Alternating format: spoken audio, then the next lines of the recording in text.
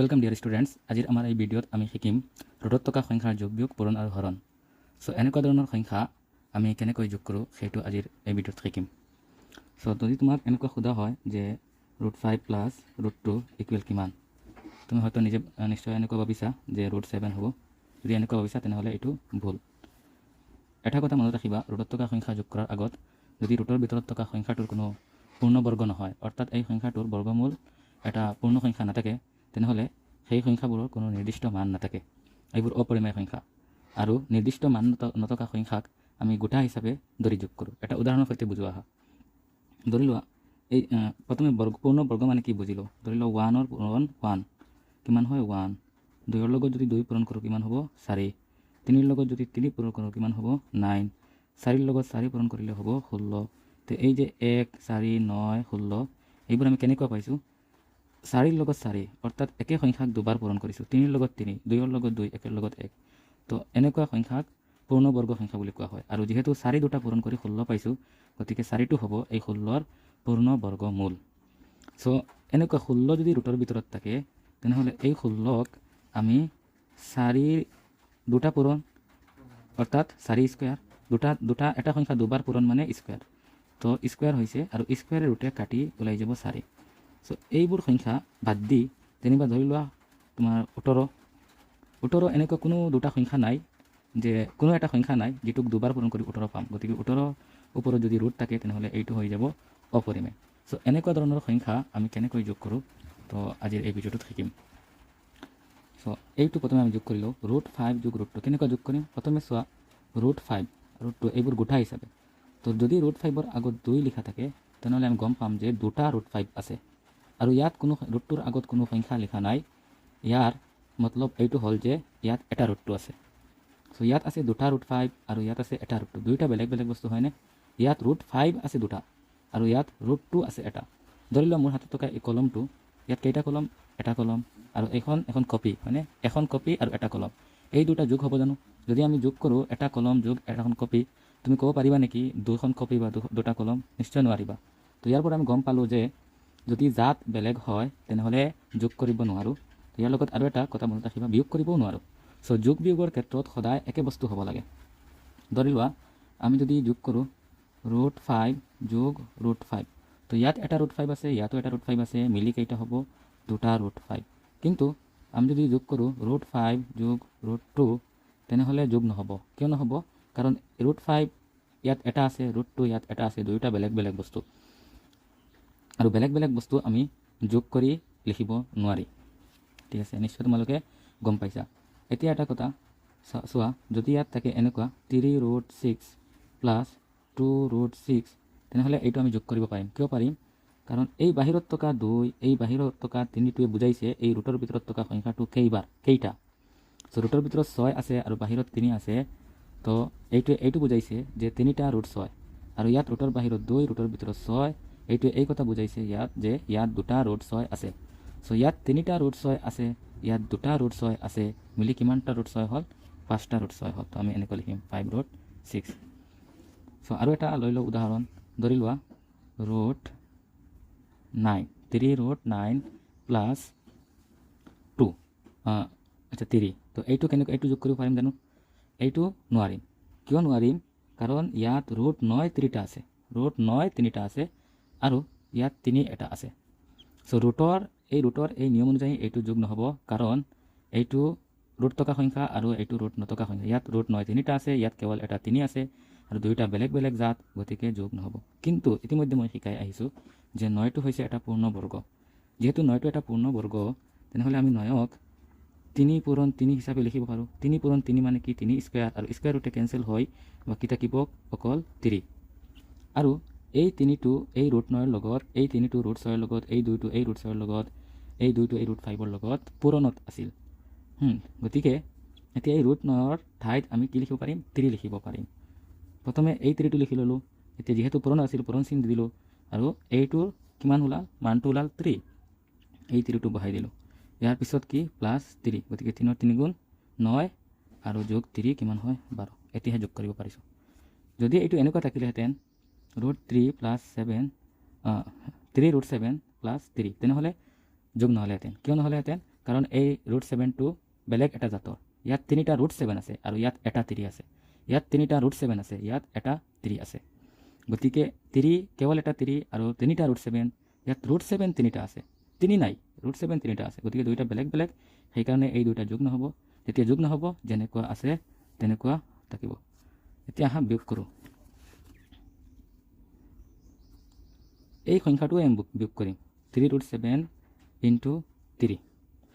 এতিয়া তুমি চোৱা, 3 ৰুট 7 মাইনাছ 3 যিহেতু বিয়োগ কৰিম, 3 ৰুট 7 মাইনাছ 3 যেনেকুৱা এই দুটা ইয়াত যোগ হোৱা নাই, ঠিক একেই এই দুটা ইয়াত বিয়োগো নহ'ব। কিয় নহ'ব? দুইটাৰ জাত বেলেগ। ধৰি লওক উদাহৰণস্বৰূপে মোৰ ওচৰত এটা কলম আছে আৰু তুমি মোৰ ওচৰত এখন কপি পোৱা। এতিয়া মই কলমৰ পৰা তোমাক কপি দিব পাৰিম নেকি? নিশ্চয় নোৱাৰিম, কাৰণ মোৰ হাতত যি আছে আৰু তুমি যি পোৱাৰ আশা কৰিছা সেইটো মোৰ ওচৰত নাই। যদিও মোৰ ওচৰত 10খনো কপি থাকি যায় আৰু তুমি এটা কলম খোজা, মই দিব পাৰিম নেকি? নোৱাৰিম। চ' এই মাইনাছ চিন যিটো, এইটোৱে সদায় ঋণ বুজায়, আনক দিব লগা সংখ্যা বুজায়। তো এই 3ৰ আগত মাইনাছ আছে, গতিকে মই এই 3টো কাৰোবাক দিব লাগে। এই 3 ৰুট 7ৰ আগত মাইনাছ চিন নাই, মানে এইটো প্লাছত আছে, এইটো মোৰ হাতত আছে। এতিয়া মোৰ হাতত 3টা ৰুট 7 আছে আৰু কাৰোবাক মই কেৱল 3 এটা দিব লাগে। যিহেতু মোৰ ওচৰত 3 নাই, গতিকে মই দিব নোৱাৰিম। তো যদি মই দিব নোৱাৰোঁ, তেনেহ'লে মোৰ হাতত থকা যেনেকুৱা আছিল সেই হাতত থকা বস্তুখিনি এতিয়াও থাকিব আৰু ঋণটো এতিয়াও ৰৈ যাব। চ' আৰু এটা ধৰি লোৱা, ইয়াত আছে 2 ৰুট 6 মাইনাছ 3 ৰুট 6। যিহেতু ৰুটৰ ভিতৰত ছেইম সংখ্যা, গতিকে এইটো যোগ বা বিয়োগ হ'ব।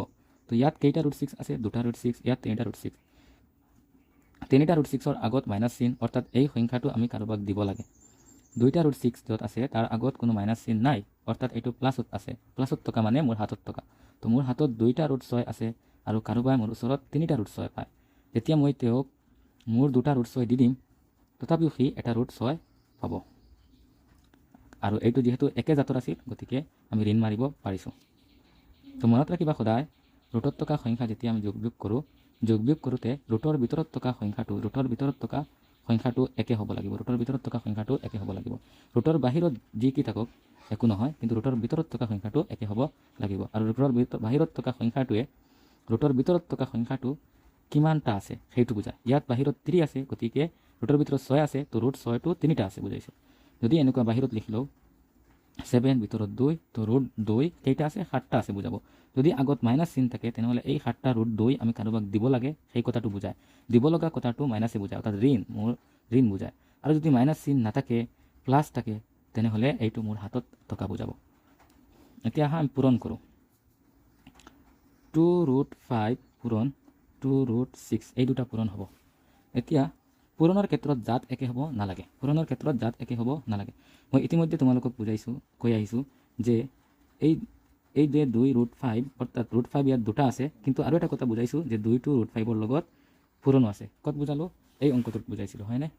যে 3 ৰুট 9, মই কৈছিলোঁ যে 3 ৰুট 9টো কিহত আছে? 3ৰ লগত একচুৱেলি পূৰণত আছে। পূৰণ দিব নালাগে, কাৰণ 2 জাতৰ সংখ্যা। তো পিছত আমি ৰুট 9টোক ভাঙি কি ওলাইছিল? যে ৰুট 9টোক 3 স্কুৱেৰ কৰি 3হে পাইছিলোঁ, হয়নে? ইয়াতে কৰিছিলোঁ। চ' ইয়াৰ পৰা নিশ্চয় তুমি শিকি ৰাখিছা যে এই সংখ্যাবোৰ এটাৰ লগত আনটো পূৰণত আছে। তো 2 একচুৱেলি এইটো এনেকুৱা আছিল, ইয়াত চোৱা 2 পূৰণ ৰুট 5, এই পূৰণ চিনটো আকৌ দি দিওঁ, আকৌ 2 পূৰণ ৰুট 6, অৰ্থাৎ এই আটাইকেইটা এটা আনটোৰ লগত পূৰণত আছে।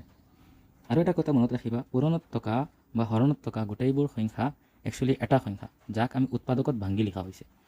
ইয়াত উৎপাদকত ভাঙি লিখা হৈছে, একচুৱেলি এইটো এটা সংখ্যা আছিল, 2টা নহয়, এটা সংখ্যা। যদি পদ হিচাপে বাচিব লাগে, ধৰি লোৱা এনেকুৱা আছে, এই 2টা আছে, আৰু ধৰি লোৱা ইয়াত 2 এটা আছে, তেনে এই 2টো কেৱল এটা পদ বুলি ভাবি ল'ম, আৰু এই গোটেইখিনিক এটা পদ বুলি ভাবি ল'ম, কাৰণ এই গোটেইখিনি একে শাৰীত পূৰণত আছে। আৰু যোগ বা বিয়োগ চিনে পদটো বেলেগ কৰে, পাৰ্ট কৰে, ভাগ কৰে। তো এইটো ইয়াত এটা পদ, এইটো এটা পদ, তো এই গোটেইখিনি এটা পদ, অৰ্থাৎ এই গোটেইখিনি মিলি এটা সংখ্যা হ'ব, যাক আমি উৎপাদকত ভাঙি লৈছোঁ। এই কথাটো মনত ৰাখিবা। এতিয়া পূৰণ কেনেকুৱা কৰে? প্ৰথমে আমি সংখ্যা যি দুটাক আমি চিনি পাওঁ, সেই দুটা পূৰণ কৰি লওঁ। 2ৰ 2 গুণ 4, হয়নে? 2ৰ 2 গুণ 4, প্ৰথমে 4টো লিখি লওঁ, কাৰণ এই দুটাক আমি চিনি পাওঁ। ইয়াৰ পিছত চোৱা, এই ৰুট 5ৰ ৰুট 6 গুণ কিমান হ'ব? তুমি যদি অলপ এইটোৰ ফালে চোৱা, যে এইটোৰ ফালে যদি চোৱা, এইটোক আমি কেনেকুৱা ভাঙিছিলোঁ? এইটোক বাদ দিয়া, কেৱল ৰুট 9টোক অলপ আগত কেনেকুৱা ভাঙিছিলোঁ? যে ৰুট 3 ইনটু ৰুট 3, হয়নে? কেনেকুৱা চ' ৰুট 3 ইণ্টু ৰুট 3 কি হয় ৰুট 3 স্কুৱেৰ আৰু স্কুৱেৰ ৰুটে কেঞ্চেল হৈছিল চ' ঠিক তেনেকুৱা এই 5 6 গুণ যিটো এইটো পূৰণ হ'ব 5 6 গুণ কিমান হয় 30 আৰু সেই 30টো ৰুটৰ ভিতৰত বহিব কাৰণ যিহেতু দুয়োটা ৰুটত থকা সংখ্যা গতিকে দুয়োটা পূৰণ হৈ ৰুটৰ ভিতৰত থাকিব এতিয়া আমি এই 30টোক ৰুটৰ বাহিৰত ওলাব পাৰোঁ নেকি চাওক তো ওলাবৰ কাৰণে আমি মৌলিক উৎপাদকৰণ পদ্ধতিৰে চেষ্টা কৰিম তো 30টোৰ ভিতৰত সোমাই দিলোঁ 2 যায় এইবাৰ 15 বাৰ 3 যায় 5 বাৰ যিহেতু ইয়াত এটাও সংখ্যা এনেকৈ ওলোৱা নাই যিটো মানে 30ত 2 বাৰ গৈছে এনেকৈ এটাও সংখ্যা ওলোৱা নাই গতিকে 30ৰ পৰা আমি কোনো সংখ্যা ৰুটৰ বাহিৰত আনিব নোৱাৰোঁ এই কথাটো বুজাবৰ কাৰণে মই এটা উদাহৰণ লৈছোঁ ধৰি লোৱা 18 এতিয়া 18ক যদি আমি 2ৰে ভাগ দিওঁ 9 বাৰ যাব আকৌ 3 3 গুণ 9 এতিয়া ধৰি লোৱা 18টো এনেকুৱা আছিল এতিয়া 18টোক আমি ভাঙি কি পালোঁ যে 2 পূৰণ 3 পূৰণ 3 এতিয়া আমি কি লিখিব পাৰিম এইখিনিক 2 পূৰণ 3 স্কুৱেৰ আৰু তোমালোকে ইয়াৰ পিছত কেনেকৈ লিখিব পাৰিম ৰুট 2 ইণ্টু ৰুট 3 স্কুৱেৰ আৰু এই স্কুৱেৰে ৰুটে কেঞ্চেল হয় ইয়াৰ পিছত কি লিখিব পাৰিম যে 2 ইণ্টু ৰুট 2 ইণ্টু 3 কাৰণ এই 3টো ৰুটৰ বাহিৰত ওলাই গৈছে স্কুৱেৰ কেঞ্চেল হয় এতিয়া 3 ইণ্টু ৰুট 3 মানে 3 ৰুট 2 কেনেকুৱা ৰুট 3 ৰুট 2 ইতিমধ্যে মই কৈছোঁ যে 3 ৰুট 2 এনেকুৱা লিখা থাকিলে এইটোৰ লগত পূৰণ তো ইয়াত ভাঙি লিখা হৈছে চ' 18 থাকিলে এনেকুৱা আমি এটা সংখ্যা বাহিৰত ওলাব পাৰিলোঁ হয় কাৰণ এটা সংখ্যা স্কুৱেৰত আছে উৎপাদক এটা স্কুৱেৰত আছে কিন্তু 30ৰ কোনো উৎপাদক স্কুৱেৰত নাই গতিকে এইটো কি থাকিব 4 ৰুট 30 চ' আৰু এটা চালে বুজি পাবা ধৰি লোৱা ৰুট 7 পূৰণ ৰুট 9 ৰুট 7 পূৰণ ৰুট 9 ইয়াত 2 এটা লগাই দিওঁ 2 ৰুট 7 প্লাছ ইণ্টু ৰুট 9 এতিয়া যিহেতু আৰু কোনো সংখ্যা নাই এনেকুৱা বেলেগ কোনো সংখ্যা নাই প্ৰথমে এইটো ভাঙি লওঁ 2 পূৰণ ৰুট 7 পূৰণ ৰুট 9 চ' 2 যিটোক আমি চিনি পাওঁ এনেকুৱা কোনো সংখ্যা নাই গতিকে এইটোক যেনেকুৱা আছে তেনেকুৱা লিখি পূৰণ চিনি দিলোঁ যে এই দুইটা ৰুটৰ ভিতৰত আছে এই দুটা আমি পূৰণ কৰি লওঁ 7 9 গুণ কিমান হয় 63 হয় 63টো হ'ব আমাৰ ৰুটৰ ভিতৰত এতিয়া আমি চাম এই ৰুট 63 যিটো সেইটো এনেকুৱা উৎপাদক উলিয়াই চাম কোনো উৎপাদক স্কুৱেৰত আছে নেকি এইটোত কি যাব 3 যাব কেইবাৰ যায় 2 বাৰ আৰু 1 বাৰ হয়নে চোৱা 3 6ৰ মাজত 2 বাৰ 3 গুণ 3 এতিয়া আকৌ চোৱা 3 যাব 7 বাৰ এতিয়া এই এটা উৎপাদক স্কুৱেৰত ওলাই গৈছে গতিকে এইটোত আমি এনেকুৱা লিখিব পাৰিম 3 স্কুৱেৰ ইণ্টু 7 3 স্কুৱেৰ ইণ্টু 7 এতিয়া তোমালোকে চোৱা 2 পূৰণ এই 3 স্কুৱেৰটো স্কুৱেৰ ৰুটে কেঞ্চেল হয় আচ্ছা এইটোক কেনেকৈ ভাঙিব পাৰোঁ 3 স্কুৱেৰ পূৰণ ৰুট 7 এতিয়া এই স্কুৱেৰে ৰুটে কেঞ্চেল হয় 3টো বাহিৰত আহি যাব তো 2 ইণ্টু 3 ইণ্টু ৰুট 7 তো কিমান হ'ল 2 3 গুণ 6 আৰু ৰুট 7 6 ৰুট 7 চ' তোমালোকে এনেকুৱা কৰিবা ধৰি লওক আৰু এটা সংখ্যা আমি লিখোঁ root 8 into root 8 into root 4 এই দুটা যদি আমি পূৰণ কৰোঁ কিমান হ'ব ৰুট 32 এতিয়া তোমালোকে যদি ভালকৈ চোৱা তেনেহ'লে তোমালোকে দেখিবা 16ৰ 2 গুণ কিমান হয় 16ৰ 2 গুণ 32 হয় 16ৰ 2 গুণ 32 হয় আৰু 16টো কাৰ স্কুৱেৰ আমি ইতিমধ্যে পঢ়ি আহিছিলোঁ 16টো কাৰ স্কুৱেৰ 4ৰ স্কুৱেৰ হয়নে 4ৰ দুটা পূৰণ কৰিলে 16 পাওঁ গতিকে ইয়াত 16ৰ ঠাইত আমি কি বহাব পাৰিম 4 স্কুৱেৰ দিব পাৰিম তো 4 স্কুৱেৰ পূৰণ 2 আৰু তোমালোকে জানা স্কুৱেৰ ৰুটে কেঞ্চেল তো বাকী 4টো বাহিৰত আহি যাব আৰু 2টো ভিতৰত থাকি যাব তো কি উত্তৰ ওলাল 4 ৰুট 2 তো 32ক ৰুট 32ক আমি 4 ৰুট 2 লিখিব পাৰিম তো তোমালোকে নিশ্চয় গম পাইছা কেনেকুৱা পূৰণ কৰে তো পূৰণৰ ক্ষেত্ৰত বা হৰণৰ ক্ষেত্ৰত এতিয়া হৰণ কৰিম দেখা পাবা পূৰণৰ ক্ষেত্ৰত বা হৰণৰ ক্ষেত্ৰত ৰুটত থকা সংখ্যা একে হোৱাটো চৰ্ত নহয় একে নহ'লেও হয় কিন্তু যোগৰ ক্ষেত্ৰত বা বিয়োগৰ ক্ষেত্ৰত যোগ বিয়োগৰ ক্ষেত্ৰত সদায় একে হ'ব লাগিব জাতটো একে থাকিব লাগিব অ'কে এটা এতিয়া হৰণ কৰিলোঁ 2 3টা চ' এটা হৰণ ধৰি লোৱা ৰুট 12 আৰু তলত আছে ৰুট 3 এতিয়া তুমি চোৱা ৰুট 12 তলত আছে ৰুট 3 তো তলৰটোৰে ওপৰটোক কাটিম হয়নে তো কোনটো সংখ্যাৰে 2টা যাব এতিয়া অলপ ৰুটটোক বাদ দি তুমি ভাবি লোৱা এনেকুৱা এবাৰ মনে মনে ভাবি লোৱা যে ওপৰত 12 তলত 13 13ত 3 অকল ৰুটটো বাদ দি ভাবি লোৱা তো 3 12ৰ মাজত কেইবাৰ যায় 4 বাৰ 3 12ৰ মাজত কেইবাৰ যায় 4 বাৰ কিন্তু আমি 4 লিখিব নোৱাৰোঁ কি লিখিম ৰুট 4 কি লিখিম ৰুট 4 ঠিক আছে কাৰণ ৰুটত থকা 2টা ৰুটত থকা সংখ্যা গতিকে ৰুট 4 বাৰ যাব এতিয়া তোমালোকে চোৱা ৰুট 3 কেইবাৰ গৈছে ৰুট 4 বাৰ এনেই তুমি 12ত 3 কেইবাৰ যায় 4 বাৰ তো 3 12ত 4 বাৰ গৈছে 3 বাৰত 4 বাৰ গৈছে এইটো চোৱা তোমালোকে 3ৰ 4 গুণ কিমান হৈছে 12 প্ৰমাণ হৈ গ'ল হয়নে 3 12ত যে 4 বাৰ গৈছে এইটো সত্য নে অসত্য ভুল হ'ল নে শুদ্ধ হ'ল কেনেকৈ গম পালোঁ যে 3ৰ লগত যদি আমি 12 পূৰণ কৰোঁ 4 পূৰণ কৰোঁ তেনেহ'লে 12 পাই যাওঁ অৰ্থাৎ আমাৰ কৰাটো অংক কৰাটো শুদ্ধ হৈছে এইটো চেক কৰি চাওঁ যে 4 বাৰ যায় নে √4 বাৰ যায় এইটো চেক কৰি লওঁ যদি আমি √3 লগত 4 পূৰণ কৰোঁ তেনেহ'লে কি হ'ব 4√3 4√3 4 মানে কি 4 হয়নে √16ক ইতিমধ্যে আমি ওলাইছিলোঁ হয়নে 4 ওলাইছিল তো √16 ইনটু √3 হৈ যাব তো 4√3 মতলব 3 ষোল্ল 48 4√3 মতলব √48 তো এইটো আমাৰ হ'ব ভুল তো এতিয়া চাওঁ √4 শুদ্ধ নে নাই তো √3 পূৰণ √4 √3 √4 গুণ কিমান হয় √12 তো এইটো আমাৰ শুদ্ধ হ'ল তো আৰু এটা চাওঁ ধৰি লোৱা ইয়াত আছে 3 বাহিৰত আৰু ভিতৰত আছে 10 আৰু তলত আছে কেৱল 3 এইটো কেনেকুৱা কৰিবা একেবাৰে সিম্পল এইটোক যদি আমি ভাঙি লিখোঁ কেনেকুৱা লিখিম 3 পূৰণ √10 আৰু তলতটো আছে কেৱল 3 এতিয়া এই 3 কটাকটি যাবগৈ এই 3 ৰ মাজত এবাৰ এই 3 ৰ মাজত এবাৰ একত √10 গুণ √10 চ' আৰু এটা চাওঁ যদি আমি কৰোঁ 4√18 আৰু তলত লিখি ল'লোঁ 8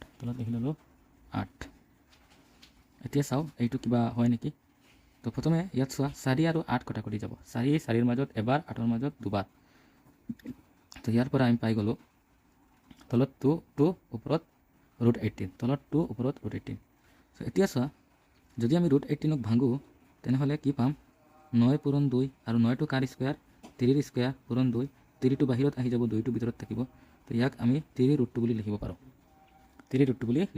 আৰু তলতটো কেৱল 2 এতিয়া চোৱা এই তলৰ 2টোক আমি এনেকৈ লিখিব পাৰিম নেকি √2 পূৰণ √2 কিমান হয় যে √2 স্কুৱেৰ আৰু স্কুৱেৰ ৰুটে কেঞ্চেল হৈ বাকী কি থাকিব 2 হয়নে গতিকে আমি 2ক √2 ইনটু √2 বুলি লিখিব পাৰিম তো এইটোক আমি এই 2ক আমি √2 ইনটু √2 বুলি লিখি লৈছোঁ এতিয়া ইয়াৰ পৰা এটা √2 ইয়াৰ পৰা √2 কটা গ'ল বাকী থাকিল 3/√2 তো নিশ্চয় তোমালোকে হৰণো বুজি পাইছা চ' এটা কথা মনত ৰাখিবা এইবোৰ বেছিক্স অংক আৰু এইবোৰ যথেষ্ট জৰুৰী আৰু নেক্সট ভিডিঅ'টো আমাৰ হ'ব চলকৰ যোগ বিয়োগ আৰু পূৰণ হৰণ আমাৰ নেক্সট টপিকটো হ'ব চ' এইটো তোমালোকে যদি বুজি পাইছা বা কিবা অসুবিধা হৈছে মোক জনাবা থেংক ইউ